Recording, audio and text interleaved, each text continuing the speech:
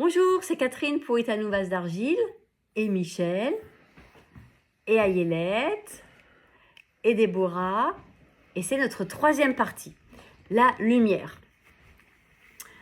Cette lumière, eh bien, elle réside dans le temple. Mais ce temple, on sait que c'est Salomon donc, qui va le construire. David va choisir le lieu. David va y mettre l'arche d'alliance. L'arche d'alliance qui contient le vase en or avec la manne, le bâton d'Aaron qui a fleuri et même porté des fruits des amandes, et les tables de l'alliance. Et les amandes, le mot amande en hébreu veut dire, c'est chaket, et ça veut dire le veilleur. C'est ce qui devance le printemps. C'est ce qui devance la venue de l'été, la venue du Messie, du Mashiach. Et au fond, le coffre d'alliance est là pour devancer, pour nous rappeler que le Messie vient. Et le Messie vient, eh bien c'est l'Apocalypse. Apocalypse, notamment Apocalypse 22. Apocalypse 22, où il y a quoi? Eh bien, on va regarder, parce que ça va être juste la réponse à tout ce qu'on avait besoin de savoir. Hein. Donc, puis, Apocalypse 22, verset 1. Puis il me montra le fleuve d'eau de la vie, limpide comme du cristal qui sortait du trône de Dieu et de l'agneau. C'est pas le même fleuve que dans Genèse, vous vous rappelez le fleuve qui sort de... Ah, tac, vous voyez comme ça se connecte? Il sortait du trône de l'agneau, de Dieu et de l'agneau, au milieu de la place de la ville et entre les deux bras du fleuve. Donc, vous voyez, la ville est entourée de deux bras. Dans le jardin d'Éden, c'était 4 bras, donc on passe de 4 à 2. Il se trouve l'arbre de la vie, et le voilà, qui produit 12 récoltes, il donne son fruit, etc. Verset 3. Il n'y aura plus de malédiction, le trône de Dieu et de l'agneau sera dans la ville. Ils verront son visage et son nom seront gravés sur leur front. On verra Dieu face à face. Et bien comme dans Genèse, où Adam et Ève se promenaient dans le jardin et Dieu venait les rencontrer. Vous voyez comme les choses premières et les choses dernières se reconnectent et entrent, eh bien on est en chemin vers ces choses-là. Parce qu'elles sont au fond de nous. On aspire à cette rencontre-là. Et toutes les rencontres qu'on fait dans nos vies, au fond, on cherche cette rencontre-là. Et c'est exactement ce que Jésus dit à la Samaritaine au puits.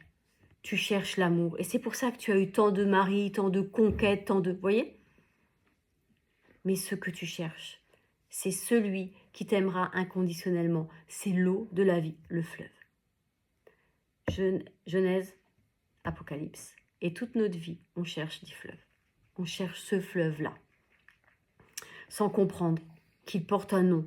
Il s'appelle Jésus, Yeshua. Et puis là, on continue dans Genèse 22. Heureux ceux qui lavent leurs robes. Ils auront droit à l'arbre de la vie et pourront entrer par les portes de la ville. Et là, quoi l'Apocalypse? Oui, c'est l'Apocalypse, je l'avais dit. Ah, pardon. Donc c'est l'Apocalypse, désolé. Et donc ils auront droit à l'arbre de la vie et ils pourront entrer dans les portes de la ville. Encore une fois, quelque chose qui entoure, qui protège, comme les fleuves dans la Genèse. Voilà. Et ils laveront leur robe. Et la robe, ça renvoie encore une fois à Genèse, parce que c'est là où Dieu a recouvert la nudité d'Adam et Ève. Vous voyez? Comme quoi, les choses convergent vers ce centre, à savoir Jérusalem. Seigneur, merci, parce que dans ta parole, tu nous ramènes au centre, tu nous ramènes à l'essentiel. Merci parce que devant toi, les choses ne sont pas cachées, et merci parce qu'aujourd'hui encore, tu es le pain de vie. Aujourd'hui, c'est du pain avec des graines, avec la semence. Seigneur, permets que la semence qui sort de nos bouches, et j'allais même dire de nos entrailles, eh bien qu'elle soit vivante. Dans le nom de Jésus Yeshua. Amen.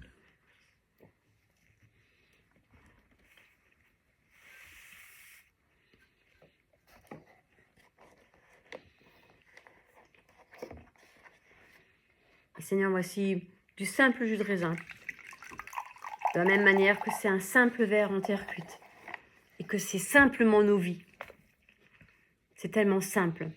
Et dans le temple, les offrandes que tu demandes, c'est des choses possibles, accessibles. Un peu de vin, un peu de jus de raisin, un peu de pain.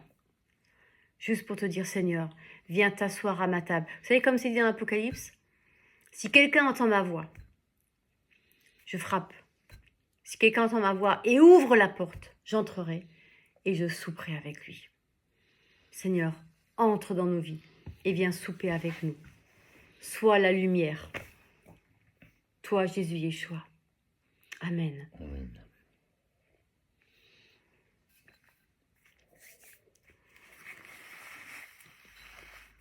On prendra encore le temps de partager sur ces questions et on ira encore plus loin dans le texte, dans la parole, parce que on va aller plus loin dans l'intimité du Seigneur.